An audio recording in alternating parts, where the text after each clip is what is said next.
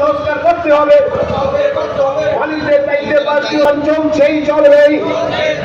চা সমিতির বিভিন্ন দাবি ভিত্তিতে আজকে গণঅবস্থান চলছে। কারণ মজুরির দাবির কথা বলতে পারে না, যে অবস্থা চলছে রাস্তা সব খাটাইয়ের পরে তো কাজ করতে হবে। চা শ্রমিকদের সরকার দেখতে বাসগৃহ নির্মাণ করতে হবে। চলবেই ইনশাআল্লাহ জিন্দাবাদ। যারা হাড় ভাঙা পরিশ্রম করে চায়ের যোগান দেয়, ব্রিটিশ শাসিত ভারতবর্ষে বাগানগুলো অধিকাংশ নির্মিত হয়েছিল। তারপরে দেশ স্বাধীন হওয়ার পরও কিছু বাগান নির্মিত হয়েছে। ভারতের চা শিল্প একটা অন্যতম শিল্প, যেখানে লক্ষ লক্ষ শ্রমিকরা ট্রেডিশনালি তারা এই বাগানগুলিতে কাজ করে এবং পরিশ্রম করে, এবং বাগানগুলো টিকিয়ে রাখার ক্ষেত্রে সবচেয়ে বড় ভূমিকা হতো এই চা বাগান শ্রমিকদের। একটা সময় ছিল যাদের পড়াশোনার সুযোগ ছিল না, কিচ্ছু ছিল না, শুধু বাগানি কাজ করতেন এবং আপেটা খেয়ে তাদের ঘুমিয়ে থাকত। বিশেষ করে পশ্চিম বাংলা এবং ত্রিপুরাতে বামফ্রন্ট সরকার ক্ষমতা আসার পর চা শ্রমিক আন্দোলনের একটা নতুন অধ্যায় সূচিত হয়। লড়াই সংগ্রামের মধ্য দিয়ে তারা কতগুলি অধিকার আদায় করে নেন।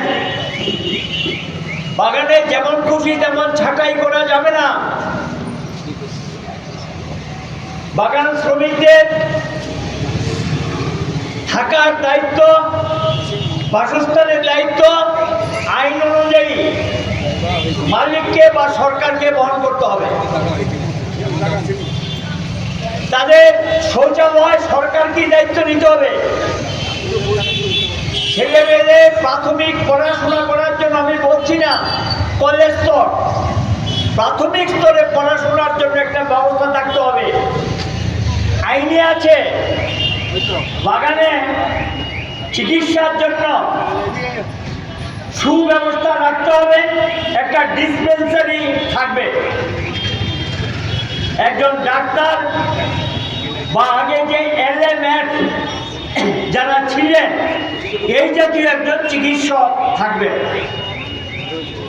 এগুলি আইনের বিধানের মধ্যে পরিষ্কারভাবে বলে দেওয়া হয়েছে। কিন্তু আমরা লক্ষ্য করলাম তারা সেই কথায় থাকলেন না, এর থেকে তারা সরে গেলেন। লক্ষ্য করা যাচ্ছে বাগান শ্রমিকরা ভারতবর্ষের মধ্যে সবচেয়ে কম মজুরিতে কাজ করে।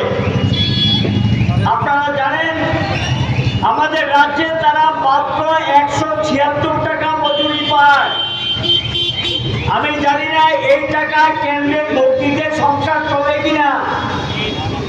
আর তারা সকাল থেকে রাত্র পর্যন্ত যে পরিশ্রম করেন সেই পরিশ্রম তারা করে কিনা দেশের মানুষ বলতে পারবে, আর তারা বলতে পারবে, আমরা সকলেই জানি।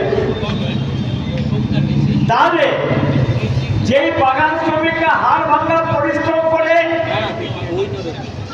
চা পাতি যোগান দেয়, যে চা খেয়ে আমরা অনেকে ক্লান্তি দূর করি বা উজ্জীবিত করি, সেই বাগান শ্রমিকদের ঘরে খাওয়া জুটে না।